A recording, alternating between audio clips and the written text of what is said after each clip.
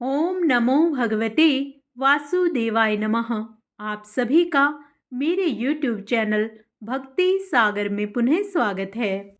आज का अपना वीडियो शुरू करने से पहले आप सभी से विनम्र प्रार्थना है, यदि आप मेरे चैनल पर नए आए हैं और अभी तक मेरे चैनल को सब्सक्राइब नहीं किया है, तो व्रत त्योहारों से संबंधित सभी जानकारियां प्राप्त करने के लिए, सभी व्रत कथाएं सुनने के लिए, प्रतिदिन के पंचांग की जानकारी प्राप्त करने के लिए, व प्रतिदिन के महात्म्य स्वर्ण करने के लिए, व प्रभु भक्ति से निरंतर जुड़े रहने के लिए कृपया मेरे चैनल को सब्सक्राइब अवश्य करें। वीडियो यदि पसंद आता है तो लाइक एंड शेयर भी करें। आइए अब माघ मास के 14वें अध्याय का महात्म्य स्वर्ण करते हैं। इसमें बताया गया है, माघ मास में स्नान करने से कपिला गाय के दान का फल प्राप्त होता है। कार्तवीर्य जी बोले कि हे विप्रश्रेष्ठ, किस प्रकार एक वैश्य माघ स्नान के पुण्य से पापों से मुक्त होकर दूसरे के साथ स्वर्ग को गया, सो मुझसे कहिए। तब दत्तात्रेय जी कहने लगे कि जल स्वभाव से ही उज्जवल, निर्मल, शुद्ध, मलनाशक और पापों को धोने वाला है। जल सभी प्राणियों का पोषण करने वाला है, ऐसा वेदों ने कहा है। मकर के सूर्य के समय माघ मास में गौ के पैर डूबने योग्य जल से भी स्नान करने से मनुष्य स्वर्ग को प्राप्त होता है। यदि सारा मास स्नान करने से अशक्त हो तो 3 दिन ही स्नान करने से पापों का नाश होता है। जो व्यक्ति थोड़ा ही दान करे वह भी धनी और दीर्घायु होता है। 5 दिन स्नान करने से चंद्रमा के सदृश शोभायमान होता है। इसलिए अपना शुभ चाहने वालों को माघ मास में स्नान अवश्य करना चाहिए। अब माघ में स्नान करने वालों के नियम कहता हूँ। अधिक भोजन का उपयोग नहीं करना चाहिए। भूमि पर सोना चाहिए। भगवान की त्रिकाल पूजा करनी चाहिए। ईंधन, वस्त्र, कंबल, जूता, कुमकुम, घृत, तेल, कपास, रुई, वस्त्र तथा अन्न का दान करना चाहिए। दूसरे की अग्नि न तपें, ब्राह्मणों को भोजन कराएं और उनको दक्षिणा दें तथा एकादशी के नियम से माघ स्नान का उद्यापन करें। भगवान से प्रार्थना करें कि हे देव, इस स्नान का मुझको यथोचित फल दीजिए। मौन रहकर मंत्र का उच्चारण करें, फिर भगवान का स्मरण करें। जो मनुष्य श्री गंगा जी में माघ में स्नान करते हैं वे 4000 युग तक स्वर्ग से नहीं गिरते तथा 4000 युगों तक उनका स्वर्ग में वास होता है। जो कोई माघ मास में गंगा और यमुना का स्नान करता है वह प्रतिदिन 1000 कपिला गो के दान का फल प्राप्त करता है। इस प्रकार 14वां अध्याय समाप्त होता है। माघ मास महात्म्य के 15वें अध्याय का पाठ हम अपने कल के वीडियो में करेंगे। पूर्ण पुण्य लाभ प्राप्त करने के लिए आप उसे भी अवश्य स्मरण करें। विष्णु भक्ति की श्रृंखला में आइए आज विष्णु के प्रिय भक्त की कहानी सुनते हैं। एक बार नारद जी वैकुंठ आए तो उन्होंने देखा कि महाविष्णु चित्र बनाने में मगन हैं और आसपास शिव, ब्रह्मा आदि अगणित देवता विष्णु का कृपा कटाक्ष पाने के लिए लालायित खड़े हैं, किंतु विष्णु को उनकी ओर देखने का अवकाश ही नहीं है। चित्रलीन विष्णु ने नारद को भी नहीं देखा। विष्णु का यह व्यवहार नारद जी को बड़ा अपमानजनक प्रतीत हुआ। वे आवेग में विष्णु भगवान के समीप गए। पास में ही खड़ी लक्ष्मी जी से उन्होंने पूछा, आज इतनी तन्मयता के साथ भगवान किसका चित्र बना रहे हैं? लक्ष्मी जी ने अपने स्वाभाविक भ्रिकुटी चांचल्य के साथ कहा, अपने सबसे बड़े भक्त का, आपसे भी बड़े भक्त का। दोहरे अपमानित हुए नारद जी ने पास जाकर देखा तो आश्चर्य से स्तब्ध हो गए। अचल ध्यानावस्थित विष्णु एक मैले कुचैले अर्धनग्न मनुष्य का चित्र बना रहे थे।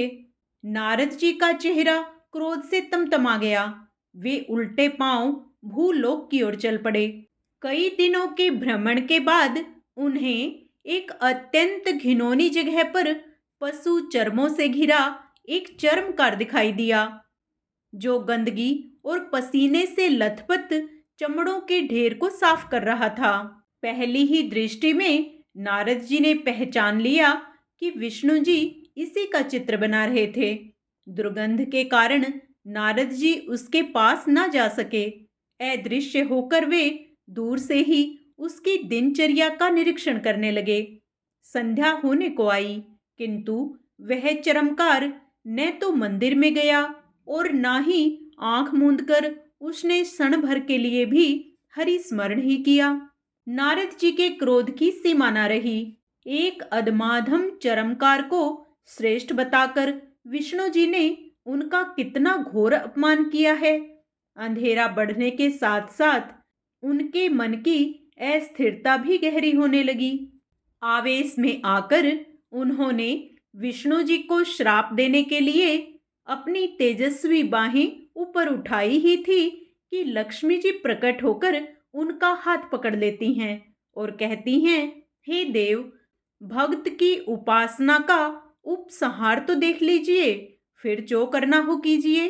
उस चरमकार ने चमड़ों के ढेर को समेटा, सबको एक गठरी में बांधा, फिर एक मैले कपड़े से सिर से पैर तक शरीर को पोंछा और गठरी के सामने झुककर विनय विहल वाणी में कहने लगा, हे प्रभु, दया करना, कल भी मुझे ऐसी ही सुमति देना कि आज की तरह ही पसीना बहाकर तेरी दी हुई इस चाकरी में सारा दिन गुजार दूं। और नारद जी को विश्वास हो गया कि वह चरमकार विष्णु को क्यों सर्वाधिक प्रिय है। अर्थात जो मानव अपनी आजीविका को ही प्रभु की कृपा मानकर तल्लीन होकर काम करे, वही उनको प्रिय होता है। भावार्थ यह है कि प्रभु ने हमें जो काम दिया है उसे हम तन्मयता के साथ करें तथा प्रभु को भी याद रखें, तो प्रभु उसी से प्रसन्न हो जाते हैं। जय श्री हरि। आइए अब श्री हरि विष्णु को प्रसन्न करने के लिए विष्णु चालीसा का पाठ करते हैं। विष्णु सुनिए विनय सेवक की चितलाए, कीरत कुछ वर्णन करूं दीजिए ज्ञान बताए। नमो विष्णु भगवान खरारी, कष्ट न सावने अखिल बिहारी, प्रबल जगत में शक्ति तुम्हारी, त्रिभुवन फैल रही उजियारी। सुंदर रूप मनोहर सूरत, सरल स्वभाव मोहिनी मूरत, तन पर पीतांबर अति सोहत, बैजंती माला मन मोहत।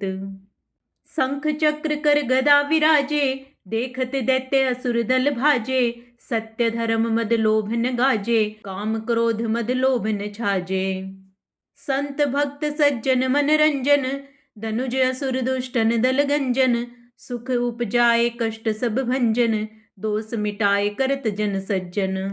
पाप काट भव सिंधु उतारण, कष्ट नाश कर भक्त उबारण, करत अनेक रूप प्रभु धारण, केवल आप भक्ति के कारण। धरणी धेनु बन तुम्हें पुकारा, तब तुम रूप राम का धारा, भारे उतारे असुर दल मारा, रावण आदिक को संहारा। आप वाराह रूप बनाया, हिरणाक्ष को मार गिराया, धर्म तस्य तन सिंधु बनाया, 14 रत्नन को निकलवाया। अमिलख असुर ने द्वंद बचाया, रूप मोहिनी आप दिखाया, देवन को अमृत पान कराया, असुरन को छवि से बहलाया। कूर्म रूप धर सिंधु मझाया, मंद्राचल गिरि तुरंत उठाया, शंकर का तुम फंद छुड़ाया, भस्मासुर को रूप दिखाया। वेदन को जब असुर डुबाया, कर प्रबंध उन्हें ढूंढवाया, मोहित बनकर खल ही नचाया, उस ही कर से भस्म कराया। असुर जलंधर अति बलदाई, शंकर से उन कीन्ह लड़ाई, हार पार शिव सकल बनाई, कीन सती से छल खल जाई। सुमिरन कीन तुम्हें शिवरानी, बतलाई सब विपत कहानी, तब तुम बने मुनीश्वर ज्ञानी, वृंदा की सब सूरति भुलानी। देखत तीन धनुज सैतानी, वृंदा आए तुम्हें लपटानी, ओ स्पर्श धर्म क्षति मानी, हना असुर उर शिव सैतानी। तुमने ध्रुव प्रहलाद उबारे, हिरणाकुश आदिक खल मारे, गणिका और अजामिल तारे, बहुत भक्त भव सिंधु उतारे। हरहु सकल संताप हमारे, कृपया करहु हरि सिरजनहारे, देखहूँ मैं निज दर्श तुम्हारे, दीन बंधु भक्तन हितकारे।